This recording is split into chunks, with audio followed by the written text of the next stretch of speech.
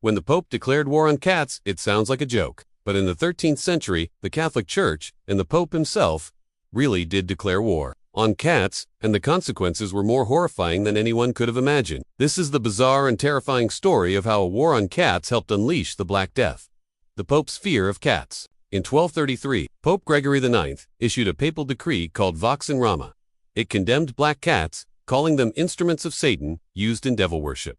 Why black cats? They'd long been associated with pagan rituals, femininity, and the unknown. But Gregory took it further, declaring that cats were companions of witches and symbols of heresy. To be near one was to be near evil. The mass cat killings began after the decree. Cat purges spread across Europe. Villagers burned them. Some cats were even publicly executed, thrown into bonfires during festivals or nailed to doors. In some towns, killing cats became a form of religious virtue. The fewer cats around, the more pure the village felt.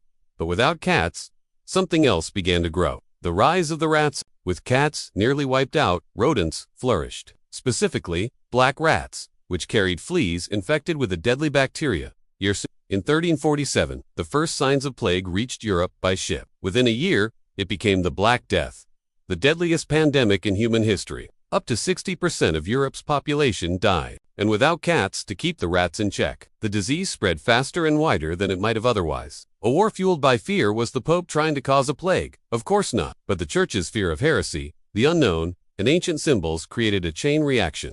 Superstition labeled cats as evil. Faith fueled mass killings. In nature, once out of balance, pushed back with devastating force. All because of a few words from a single man. The story of the Pope and the cats reminds us how powerful ideas can be, especially when mixed with fear and authority. It also reminds us that when we go to war with nature, nature finds a way to strike back. Sometimes history turns on tiny hinges, and sometimes those hinges have wit.